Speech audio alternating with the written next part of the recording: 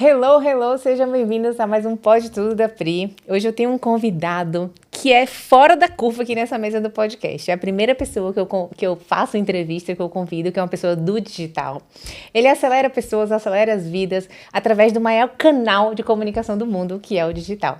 Ele é triatleta e fundou um evento aqui em Portugal que vai acontecer no dia 22 e 23 de novembro, chamado Digital Connect. Vocês têm que conhecer o meu convidado de hoje, é o João Mafra. Olá, João. Obrigado pelo convite, Priscila. É uma honra estar aqui e obrigado pela descrição. A resposta ficou alta. Obrigada por ter vindo, obrigada por ter aceitado o meu convite. Junto.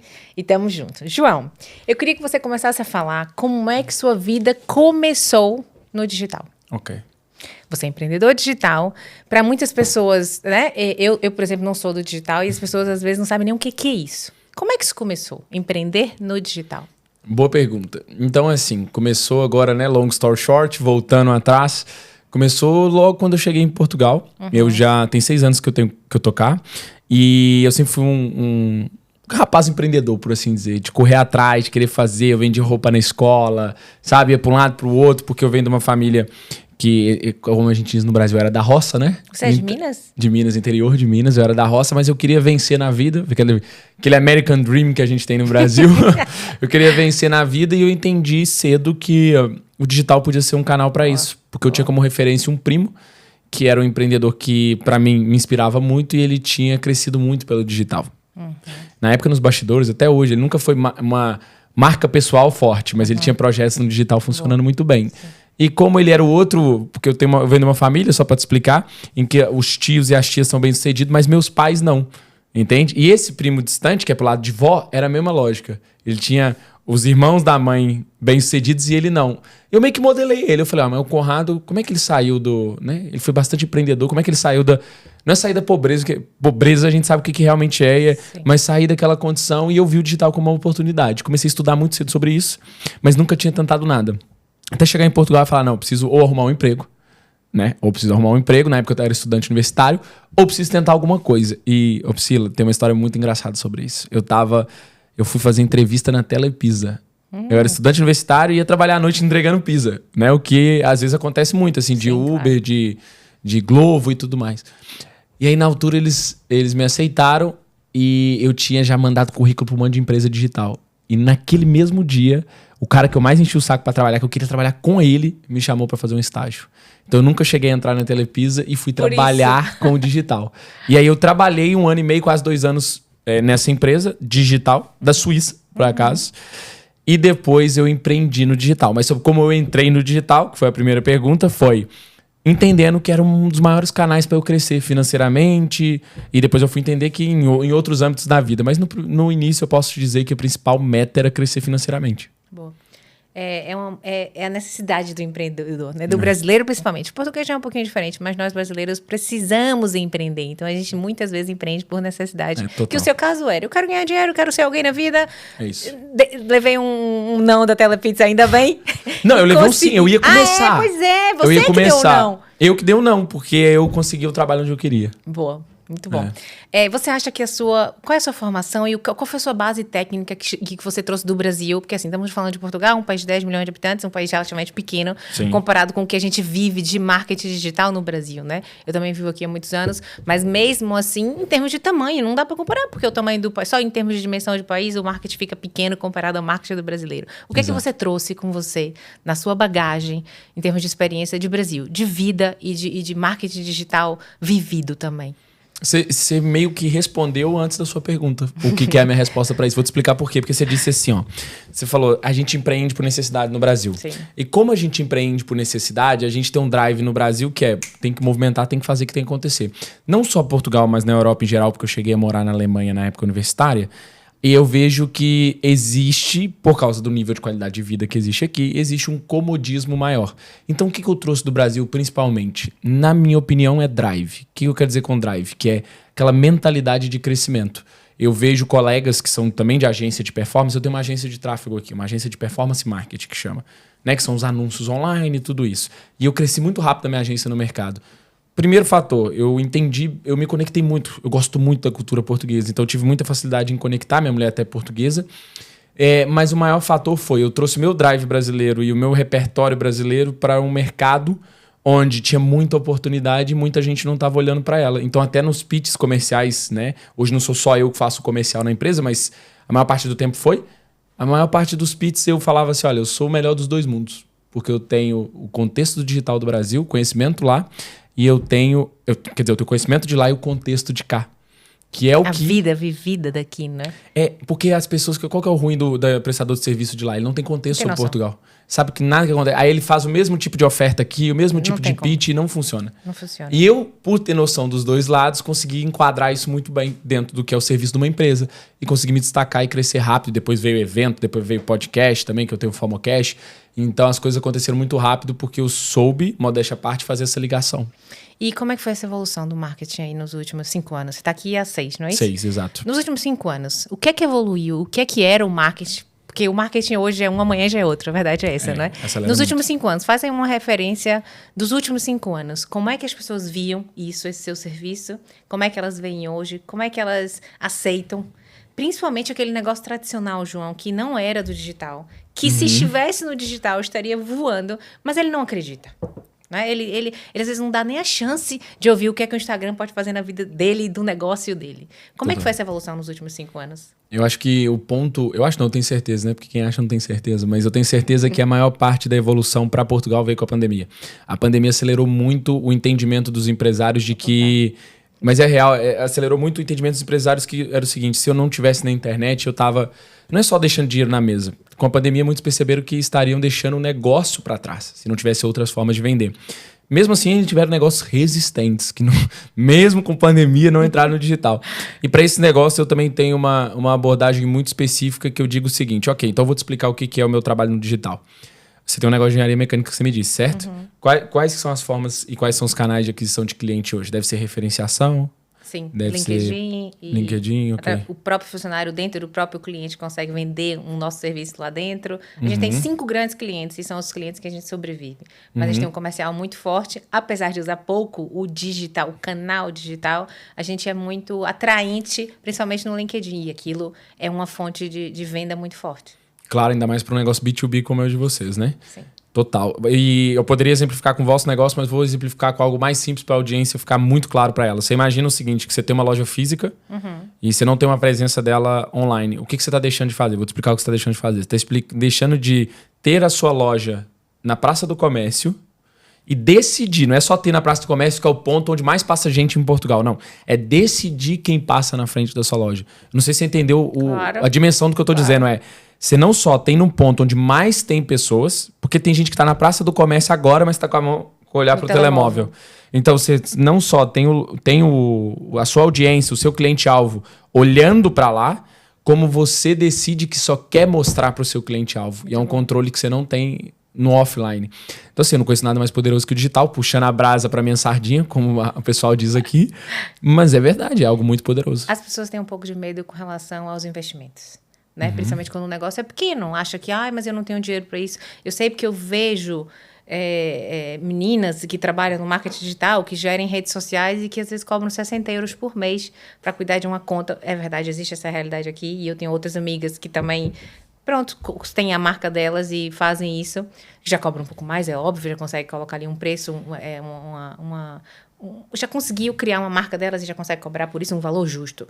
Mas as pessoas têm medo. Eu vou pagar 500 euros para uma pessoa cuidar do meu Instagram, das minhas redes sociais. Mas o que é que ele vai me dar em troca? Principalmente quando ela não consegue visualizar aquilo num curto prazo. Como é que você quebra essa barreira comercial? Daquele empresário tradicionalíssimo que tem um super potencial dessa loja, por exemplo, um bom exemplo, essa loja na Praça do Comércio, mas que ela acha que não, eu já estou aqui há 30 anos, eu vendo meias e eu não preciso ir pro digital, é muito caro, eu vou ter que pagar 500 euros ao João, vou ter que fazer tráfego pago. Como é que vocês quebram essa barreira hoje? Eu não quebro. Sabe por quê? Eu vou te explicar. Porque o meu maior aprendizado foi entender que nem todo cliente é para mim. Boa. Se o cliente não quer trabalhar o digital, fique em paz, seu concorrente quer. Tá tranquilo, você não precisa. E eu não preciso trabalhar com você, eu trabalho com o seu concorrente. Se você não entendeu ainda o poder que isso tem e como isso pode afetar a sua empresa, eu não vou gastar o meu latim para te falar, olha, e vou cobrar mais barato. Só para você falou isso dos 50 euros, eu achei um ótimo exemplo, porque para esse valor tem uma diferença gigante, né? Sim, com certeza. Então, o preço é a forma como você, enfim, vende o serviço, o valor é a entrega, o que é percepcionado, como se diz, né? É a entrega na outra ponta. E o que eu posso dizer é o seguinte, o valor pode ser gigantesco e você pode justificar o preço com isso. Eu vou te explicar. Nosso preço médio de... Aqui tem a expressão avença, né? Que é mensalidade. A gente tem 2 formatos de trabalho. A gente tem o trabalho que é o do for you, que é eu faço por você. Então, página, tráfego pago, que são os anúncios. O que a gente chama de performance. Por exemplo, você falou de gestão de redes sociais. A gente não tem esse serviço. E eu já vou te explicar por quê. Porque o nosso foco também é todo em performance. Ou seja, você põe €1, volta €5. É isso que eu quero fazer para você. Perfeito. Tem cliente que ainda não está nesse patamar, porque ele precisa o quê? Desenhar toda a estratégia para poder anunciar, para poder vender no digital. Então a gente tem um produto consultivo. O meu preço médio de avança é €1.500. O meu preço médio de consultivo vai entre 6.000 e 13.500. Você acha que o cliente que está falando eu não pago €500, ele vai sequer chegar no meu funil para ouvir a minha oferta de 13.500 para botar ele no digital? Não. Entende o porquê que eu não falo com esse cliente? Né? É segmentado por quê? Porque eu tô com aquele cliente, ou pelo menos faço... Lembra que eu te falei que eu escolho quem passa na porta do meu cliente? Eu também escolho quem passa na minha. Eu quero falar com um cliente que já entendeu o jogo que ele vai jogar. Eu tava até mostrando para uma cliente que começou com a gente hoje, uma mensagem que eu tinha acabado de receber de uma cliente minha que é assim, João, você me falou que esse... É porque é um investimento. E ela falou assim, você falou que esse... comprar uma máquina, como comprar um equipamento... É porque o que me deixa louco é assim, a pessoa fala 13.500 para reformar a loja e botar ela bonita... Não tem a noção. Não, 13.500 justifica, porque são ativos fixos tangíveis. Eu vou comprar isso, eu vou comprar o material audiovisual, a câmera e tudo, justifica. Mas depois não quer a avança. Agora, o que é intangível, que são a implementação de uma estratégia digital, a pessoa fica assim, não, mas espera, e quanto que eu vou ver o retorno disso? E não sei o quê, mas isso é sobre o quê? Quantas horas trabalhadas? Deixa eu te contar, não é sobre horas trabalhadas. A gente vende um produto em formato de serviço, que é, você vai entrar no digital, você vai investir num canal chamado funil de vendas, tráfego de pago, landing page e tudo isso, e eu vou chegar a construir uma previsibilidade de venda para você que você põe €1, volta €5. É isso que eu quero construir para você. Eu quero construir uma máquina de aquisição. Aí o cliente, ok. Uau. Aí o jogo muda, né? Porque aí ele pensa, olha, eu vou investir, mas eu é vou ter uma coisa que... Agora, por que eu não trabalho em redes sociais? Porque como eu foquei em performance, essa parte não é tangível. Essa parte de... Você produz conteúdo, certo? Sim. Eu também. Tô começando a tentar. Pois, mas você vê que existe um negócio que eu gosto muito, que eu vi uma vez de um colega e eu guardei pra mim, que chama Vale da Morte. E o Vale da Morte, ele simplifica o que é a produção de conteúdo. Você começa a produção de conteúdo todo contente. Fazer assim para o pessoal da câmera entender. Você começa todo contente. Aí daqui a pouco você entra no Vale da Morte, que é você fala pra ninguém, você produz pra ninguém, você sente assim, gente, o que eu tô perdendo meu tempo? Só tem o resultado, esse pessoal que você admira, todos eles passaram pelo Vale da Morte. Porque começa assim, passa pelo Vale da Morte, quando você sai do Vale da Morte já não é mais assim, é assim, ó. Entende? Só que ninguém tá disposto, ninguém não, pouquíssimas pessoas estão dispostas a passarem pelo Vale da Morte sem desistir. E você sabe por quê? Mas você sabe por que é difícil? Não, me conta, porque eu acho que eu tô no Vale da Morte agora. Não, mas eu também... Eu era off, completamente. De repente, agora eu tô colocando um pezinho lá no on. E eu, eu sou uma dessas tradicionais. Apesar de acreditar muito, de ler muito, de me informar, a minha empresa é uma empresa tradicional em termos de produto que a gente vende, não é? Então, eu acredito, mas até colocar na cabeça das pessoas que vendem esse serviço, que isso é possível, que é preciso, que vale o investimento, demora um pouco. Principalmente que o meu marido também é tradicional, português puro, tradicional, mas também já tem uma outra cabeça, já acredita. E eu digo que meu marido começou a acreditar no marketing digital há alguns anos atrás, quando a Anitta virou board do Nubank. Não sei se lembra dessa cena que a Anitta virou board do Nubank. E eu chamei Thiago, que é meu marido, e disse, olha aqui quem virou board do Nubank é a Anitta. Ele, Anitta? Como assim? Eu falei, o nome disso não é board, o nome disso é marketing. E ela é uma baita empresária que ela trouxe, por exemplo, naquela época, a Skol Beats, que é um dos produtos mais vendidos. O Nubank da Skol, ela já foi do board. E ela trouxe ela trouxe a Skol Beats. Aí depois o Nubank também falou, essa mulher é foda, vou trazer ela pro... Entende? Então ela tá sempre... Sim, tudo isso é marketing que as pessoas às vezes não viu. Voltando aqui ao fato da gente não ser muito on, não é? Esse Vale da Morte, o que é que você, como empreendedor da sua agência, ajuda essa pessoa que está se lançando no digital? Já percebi que vocês não fazem gestão de redes sociais, fazem o quê? O lançamento, é isso? Eu quero empreender no digital, quero te contratar, quero saber o que é que você faz. Como é que a gente começa do zero, assim, lá na sua agência? Você tem esse serviço? Brutal. Nosso principal produto é consultivo, que chama Nova Ordem Digital. Por que chama Nova Ordem Digital? Que é uma nova forma de ver digital. E é justamente para aquela pessoa que tem recurso, porque ou você tem tempo ou você tem dinheiro. Se você tem... O que o rico compra? O rico compra tempo, certo? É isso que o rico compra. Por que a pessoa, uma empresa bem estruturada, me paga para construir o canal de vendas? Porque ela quer vender mais, mas ela quer encurtar o tempo que ela demora para vender mais. Porque senão ela podia botar um monte de comercial, igual o Remax, um monte de gente para bater na porta, não é? Só que ela quer encurtar o tempo, certo? E aí quando você me pergunta o que eu faço pela pessoa que vai entrar no Vale da Morte, o que eu faço é o seguinte, e por que ela passa mais rápido pelo Vale da Morte? Porque eu entendi alguns pilares que se a pessoa entende antes de sair falando pela internet, ela vai ter uma chance gigantesca de ter mais sucesso. Boa. Coisas que, na nossa metodologia, a gente chama de IPOC. Por quê? Identidade, posicionamento, oferta e conversão. O que eu quero dizer com isso? Quem não sabe quem é, pode comunicar o que quiser, que não vai criar identificação com ninguém. Sabe aquela pessoa que parece que é forçado? Que parece que ela não... O que ela tá ali a falar? Não cria aquela desconexão. Não engaja. Isso é uma miopia da identidade da pessoa. Parece que ela tá forçando a barra, ela tá copiando alguém, ela não achou a própria identidade. Então, o primeiro trabalho do consultivo é quem é você e o que você quer comunicar. Depois, o posicionamento é para conectar com a identidade. Ok, agora como você usa essa identidade para ser comunicada no digital? Posicionamento, ok? Oferta, o que você oferece? Porque você está no digital por algum motivo. O que é que você vai vender? Como é que você vai rentabilizar o seu negócio no Totalmente. digital? E C de conversão é o como. Como você vai vender. O oferta é o que. O C é o como você vai vender. Então, aí passa pela metodologia IPOC, que é a nova ordem digital, para a pessoa, ok, agora eu tenho um mapa do que eu vou fazer no digital. Isso o que acontece? Encurta tempo. A pessoa pode não me pagar 6 mil euros pela nova ordem digital e fazer todo o processo com a gente. Tá tudo bem, mas ela pode levar 5 anos para chegar nas mesmas conclusões que a gente chegaria em 3 meses. Claro. Então é comprar tempo. Mas por que eu te falei que eu sabia qual que era pior, o que realmente acontecia no Vale da Morte? A gente tem uma coisa que é muito forte, que é a necessidade de validação. Então, quando a gente começa a falar no digital e a gente vê... Por exemplo, ainda mais se a pessoa começa no próprio perfil e tá lá a tia, a avó, a mãe, o primo, a prima, fala assim, nossa, todo mundo vai falar que eu virei blogueirinha. Não é? Sim. É exatamente isso que quem está do outro lado, que vem do off, que eu sou um exemplo disso, pensa. Demora um tempo pra gente ligar o foda-se, literalmente.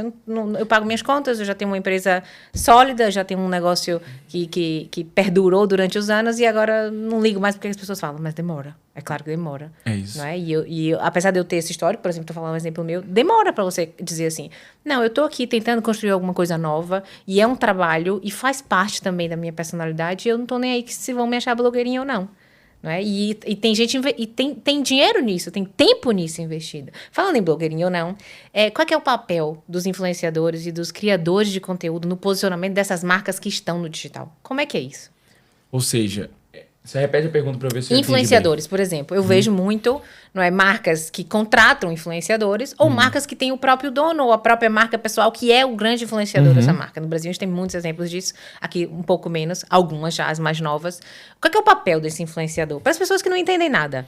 Boa. O que é um influenciador para uma marca? Eu quero contratar o João como meu influenciador. Explica um pouco isso para a galera que está nos ouvindo. Ótima pergunta. O grande papel, a grande visão do influenciador é o poder que ele tem sobre a audiência dele. A gente está numa era onde, se a gente olhar para alguns anos atrás e vocês são da indústria, vocês sabem o que eu estou dizendo, onde, por exemplo, o petróleo era o grande ativo do século. Depois passou a ser tecnologia, né? Então vieram as grandes big techs, Google, Meta e tudo mais. E aí veio muito a lógica dos dados, né? Tipo, o novo petróleo são os dados. Na minha visão e no que eu já sei hoje, no número de eventos em diferentes países e coisas que eu já vi, o grande petróleo é a atenção. Sim. Então, o influenciador ele é alguém que conseguiu represar uma quantidade de atenção. Dependendo do nível de persuasão que ele tem sobre aquela atenção, ele tem mais valor ou menos valor. Por isso que tem gente que tem 1 milhão de seguidores e não vende 5 camisetas, que foi um caso real. Sério? De uma influenciadora que tinha 1 milhão de seguidores e foi fazer um movimento para vender vender camisetas, vendeu 5 ou 10. Porque não importa o número de seguidores, o que importa é comunidade. Comunidade, o quanto que as pessoas estão engajadas com aquilo que você diz e representa. Ou seja, no momento de escolher um influenciador, eu não posso olhar só para os seguidores. Eu tenho que olhar para a comunidade que ele tem ali engajado atrás daquele influenciador. O que é criar uma comunidade, João? Criar uma comunidade é você ter aquelas pessoas que te seguem, que tomam ação baseada na sua opinião. E se você levar em consideração... Te idolatram. E assim, compram tudo que você sabe fala. Que isso é muito mais normal no Brasil, né? Tipo, tem um gráfico que mostra a diferença entre os países. E mostra que, por exemplo, na Alemanha é muito baixo o mercado de influência marketing, porque as pessoas simplesmente não ouvem o que uma pessoa na internet está falando e tomam ação por causa disso. No Brasil, a gente também vivi na Alemanha. A pessoa fica 3 meses, também viu? 3 meses no Big Brother, ou menos que isso, já sai influenciador. E pessoas tomando decisão baseada no... O brasileiro tem que ser estudado. Tem que ser estudado. Mas pode falar. Que eu falei dos influenciadores e falei também dos criadores de conteúdo como um todo. Tem uma diferença? Eu sou influenciadora, eu sou criador de conteúdo ou criador de conteúdo. O que diferencia uma pessoa assim, no mercado digital, basicamente? Então, é que o influenciador, ele vende essa audiência, né? O creator, que é o criador de conteúdo, não necessariamente. Ele pode usar pra ele. Por exemplo, o meu caso. O meu Instagram, ele não é muito grande. Tem, tipo, 11.500 pessoas. Mas ele é o maior canal de aquisição da minha empresa hoje. Talvez você tenha me chamado pro podcast porque você me viu pelo Instagram ou coisa do gênero, foi por aí que você me conheceu. Ele é um ativo onde eu encontrei talentos através do Instagram, eu encontrei clientes, eu encontrei oportunidades em geral, eu encontrei oportunidades como essa. Então, é um canal muito forte. E eu não sou influencer, tipo, eu não vendo a minha audiência. Eu uso a minha audiência para os meus próprios produtos. Ou seja, a diferença basicamente é o influenciador influencia para alguém comprar alguma coisa que ele está influenciando e o creator cria algo que vai levar a outras coisas, a outras oportunidades, outros trabalhos, outros engajamentos, outras conquistas, que não necessariamente é vender um produto ou serviço. Ele não necessariamente rentabiliza a audiência para fora. Mas eu posso contratar um creator, por exemplo? Eu quero contratar alguém, eu contrato um influenciador ou eu posso contratar um creator também? Se você contratar, já é um influenciador, porque ele já é alguém que trabalha com a influência dele. Agora, você pode se tornar um creator, ou você pode se tornar um influenciador. Por exemplo, eu só falo de coisas que têm a ver com o que são pilares da minha vida e do que eu acredito e do que eu vendo. Então, eu compartilho muito por exemplo, eu fiz você falou de triatlo, eu fiz o Ironman agora semana passada. Isso. Top. Isso faz parte de uma coisa que a gente chama de arquétipo. Já ouviu falar disso? Sim, já. Você acha que isso faz a nossa comunidade ficar leal e engajada? Isso é uma questão assim forte para os creators e para os influenciadores? Totalmente, justamente por causa da frase. Pessoas se conectam com pessoas e não com negócios. Você tem uma empresa de engenharia mecânica, aí você pode dizer, não, mas meu negócio é muito tradicional. Mas no final das contas, na outra ponta, você se conecta com outros donos de empresa que contratam o seu serviço. Então é a mesma coisa no digital. Tipo, as pessoas vão se conectar com você antes de se conectar com o seu produto. Ninguém chegou na nova ordem digital porque viu a nova ordem digital. Tipo, porque a gente agora que tá fazendo um perfil separado. Eu nem conheço o perfil separado, pra ser bem sincero. Porque eu nem estou fomentando ele ainda, entende? Olha que loucura. As pessoas compram o que o João fala. Compro o João e depois eu direciono. Ô, João, como é que você pode me ajudar? Igual você perguntou como que você ajudaria? Eu falei, olha, eu tenho um produto na minha agência que é assim, que é assado. Me fala um pouquinho, mudando de assunto, voltando aqui pro triatleta. Ok. De onde é que surgiu isso? Eu corro. Top. E admiro demais quem é triatleta, porque pra mim é um nível, assim, não inatingível, mas uma coisa que eu nunca coloquei na minha cabeça. Como é que foi isso? Isso fez a diferença na sua vida também como empresário? Ser triatleta? Quando é que começou? Então, é interessante porque começou esse ano, tá? Eu sempre gostei muito do esporte, tá? E no momento que eu tava muito fissurado só no trabalho, eu tive uma baixa muito grande. Tipo, eu perdi cabelo, eu engordei, eu tive uma série de coisas. Aí eu percebi o seguinte, que horas trabalhadas, que tempo na frente da tela, não necessariamente resultam em mais crescimento, em mais faturação, o que é que seja. Então eu percebi, ok, eu preciso crescer e desenvolver em diferentes áreas, que isso vai me exponenciar como um todo. E não deu outro. E o triatlo, ele entra aí. A primeira vez que eu corri foi em fevereiro desse ano. Na vida. Foi. Quantos quilômetros? 5, tipo assim. Foi. Vou correr foi 10 metros. quilômetros. Foi a primeira vez que eu corri 10 quilômetros. Porque eu sempre fui meio atlético, já fazia outros esportes e tal. E ano passado, nesse processo de emagrecer, depois que virou essa chave, a primeira coisa que eu fiz foi o ginásio. E aí eu consegui emagrecer bem, ginásio e alimentação, porque 70% é alimentação. E aí eu dei a primeira corrida e falei assim, ó, tem alguma coisa aqui sobre corrida, que vai me gerar um aprendizado gigantesco. Eu quero começar a correr. Aí eu comecei a correr, eu falei assim, não, calma. Eu vou fazer maratona daqui a 2 semanas, maratona do Porto. Mas eu pensei assim, eu posso ir pro lado das maratonas ou eu posso jogar o sarrafo ainda mais alto. Eu falei assim, eu vou pro triatlo. E foi muito top por isso. Porque o que eu acredito, Priscila? Eu acredito que quando a gente desbloqueia algumas coisas na cabeça, isso reflete em todas as outras áreas da vida. Por exemplo, pra mim era inconcebível... Tô ficando arrepiada aqui. Sabe por quê? Porque eu corro. E eu coloquei na minha cabeça esse ano que eu ia fazer uma meia maratona, mas eu nunca tinha feito uma meia maratona. Eu sempre corri, pouquinho, 5 km, 10 km, mas assim, isso que você tá falando de o fato do esporte desbloquear várias outras coisas na sua vida, parece um clichê, mas não é. Não é. Porque surge ali tantas outras meios de você se expressar, de você se comunicar, de você se encontrar, de você ser melhor, que é uma coisa indescritível, mas só quem faz que sabe. Que vai As pessoas agora dizem assim, você fez eu fiz a meia maratona de Paris e eu vou fazer outra em Évora. Top. Ah, mas você disse que ia parar, você disse que só fazia uma, que você só queria treinar, eu nunca mais faria. Eu falei, não sei, mas eu tô afim, porque é outro desafio, é diferente, a de Paris era completamente diferente, tinha muita subida, não sei o quê. Então, realmente, é verdade, gente. Não é só porque ele tá aqui dizendo que é triatleta, muda mesmo, a gente se transforma. O exercício físico é uma coisa assim de outro mundo. Pra mim, é uma coisa indescritível. Só quem faz que sabe. Então, o resumo é que você encontrou, do nada, começou a correr e de repente disse, vou fazer triatleta. Começou a treinar pra isso, óbvio, né? E aí que tá o grande segredo do triatlo, que na verdade, eu tenho um post, até tá no meu Instagram isso. Eu fui fazer um treino com um colega, até que, enfim, também já fez um projeto com a gente a nível de empresa e tal. E foi um treino super desafiador. E eu botei na cabeça, assim, aquele treino foi tão desafiador que eu falei assim, com 30 anos eu vou fazer um Ironman.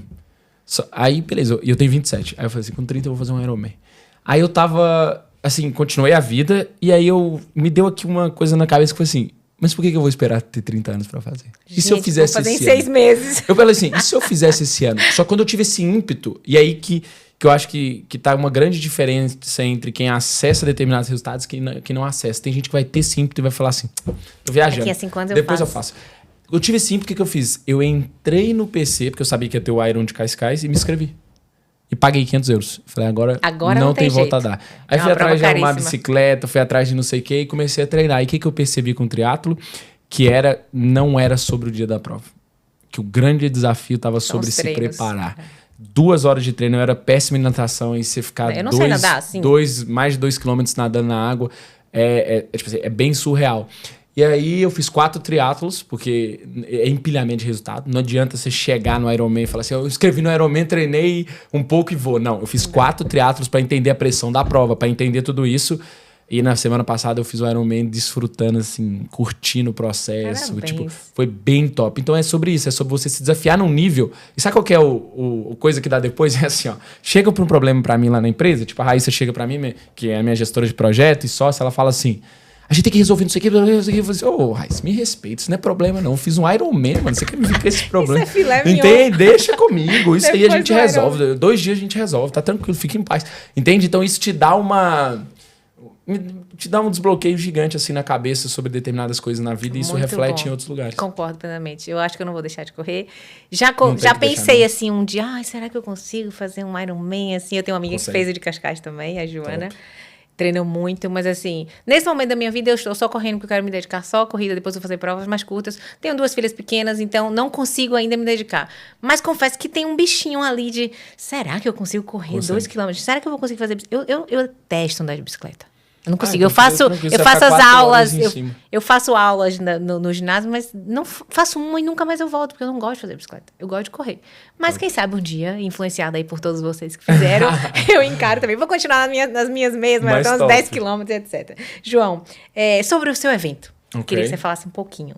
O que é o evento? Como é que surgiu a ideia do evento? O que é que vocês entregam? Explica aí, por favor. Boa. Então, o Digital Connect, ele nasceu com essa lógica justamente do que a gente falou no início, que é Portugal ainda tem muito para amadurecer a nível digital.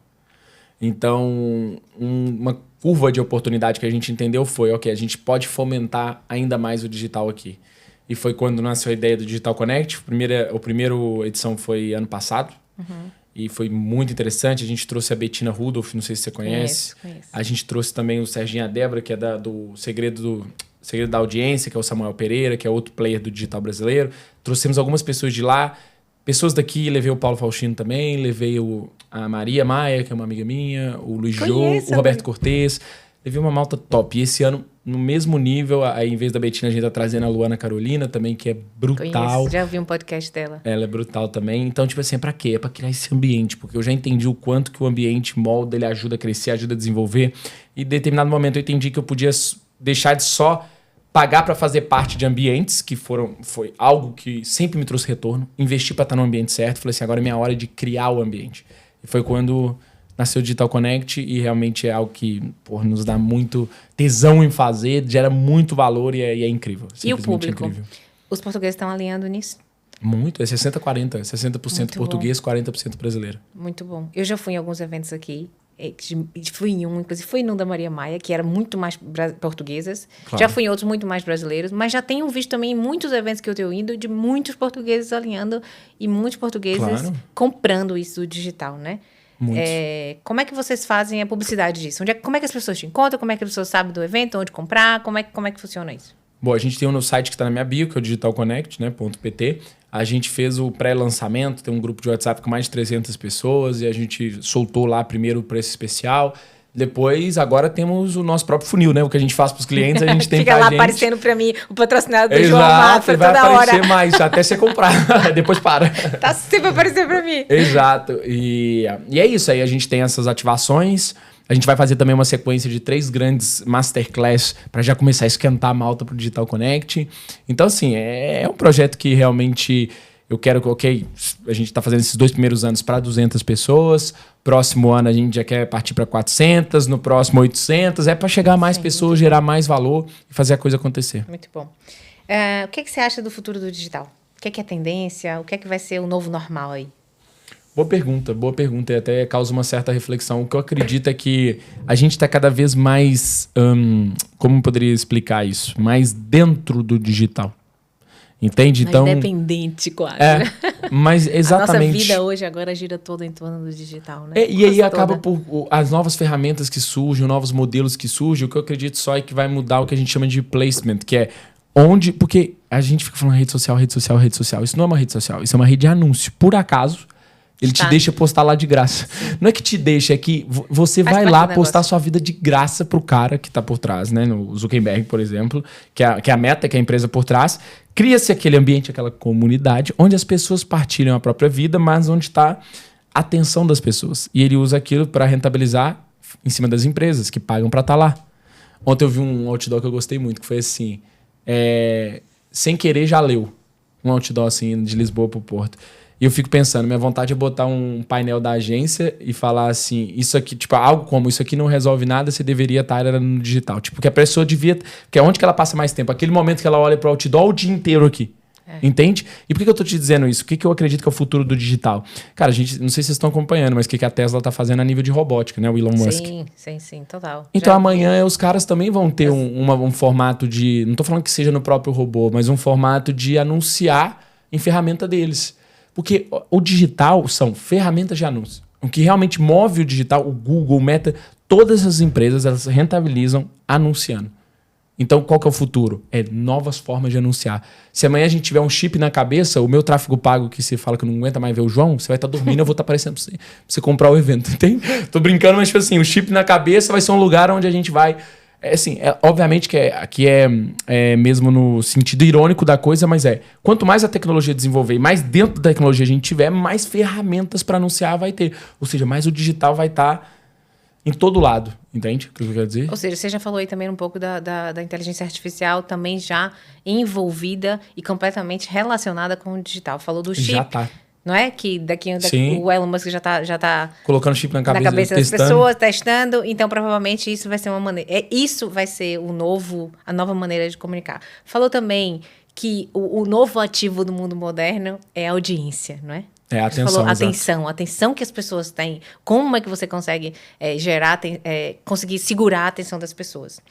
Isso está um pouco de medo também. Como é que as pessoas vão conseguir fazer tudo isso e equilibrar tudo isso com a vida pessoal?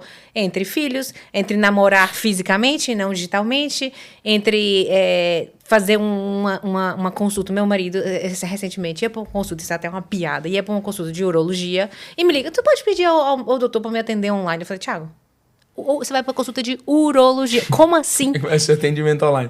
Vai ser meu filho, aí eu até fiz uma piada, não posso falar agora. Eu falei assim, meu filho, não, mas é porque eu vou marcar uma cirurgia. Ia marcar uma cirurgia, tá. Eu falei, Thiago, mas ele quer te olhar, pelo amor de Deus. E ele foi pro médico e ele assim, ele nem falou nada, aquilo ali podia ter sido online, aquilo foi 10 minutos, não sei o quê. Como é que as pessoas vão viver com isso tudo do digital, isso tudo do online, isso tudo do...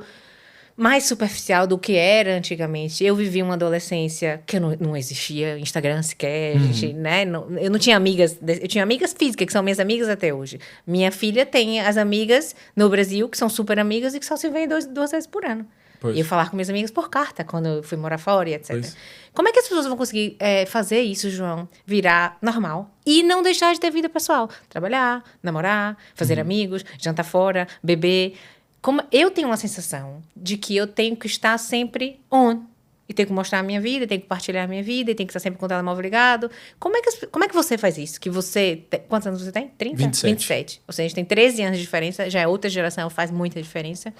Mas eu vejo, através das suas redes, que você equilibra isso muito bem.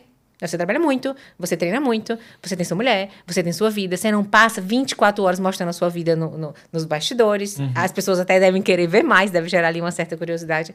Qual é agora o X e o grande segredo para as pessoas conseguirem equilibrar a vida pessoal com vida online?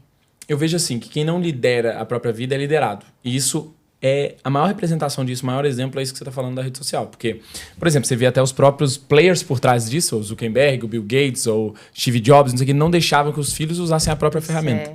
Então, o que eu faço? Eu percebi uma coisa, Priscila, muito interessante, que é você pode ser viciado em consumir conteúdo, ou você pode ser viciado em produzir conteúdo. Ser viciado em consumir, você só perde vida, tônus vital e tudo. Enquanto você ser viciado em produzir, pode até te ajudar a ganhar dinheiro. Só que ser viciado em produzir tem uma coisa interessante. Não me dizendo como alguém viciado em produzir, mas hoje eu passo menos tempo no telemóvel do que quando eu não produzir conteúdo. Você acredita? Porque eu sou bem intencional. Eu entro pra direcionar pra algo. Eu entro pra fazer uma live. Eu entro pra postar um stories, pra postar o... Não fica ali fazendo scrolling sem nada. Eu tenho a maior parte passa meia hora e não fez nada de relevante. Contra mim falo, mas eu tenho a maior parte dos perfis que me tiram mais atenção, eu tenho bloqueado. Bloqueado, assim, os stories. Não tenho bloqueado a pessoa, mas ocultado, que chama. Eu tenho ocultado.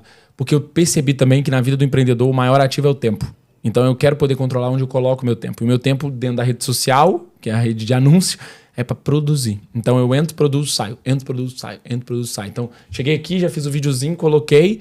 E beleza, vou sair daqui, aí, enfim, ligo pra minha mulher, volto lá pro escritório e tudo mais, põe uma musiquinha e tô de boa. Eu não fico o tempo todo no Instagram. E as pessoas que eu tenho mais resultado, parece que é proporcional. A pessoa vai deixando de usar enquanto consumidora, aquela que tem muito resultado. Se você pegar um grande exemplo no Brasil... isso não é regra, tá? Claro. Eu tive, por exemplo... Como você faz e as pessoas têm que administrar as vidas próprias. Exatamente. Tô dando tipo assim, um feedback do que eu acho inteligente. Eu vi outro dia eu tava na inauguração da clínica da Maria, que a gente tá falando da Maria, e tava lá a Natália Beauty. A mulher não sai do celular. Nunca. Tá sempre produzindo conteúdo. Sempre ou respondendo. Eu não quero essa vida pra mim. Eu prefiro ter menos seguidores, nunca chegar aos milhões que ela tem, mas ter uma vida onde eu sou... a própria Maria é bastante intencional. Ela posta só o que ela quer postar.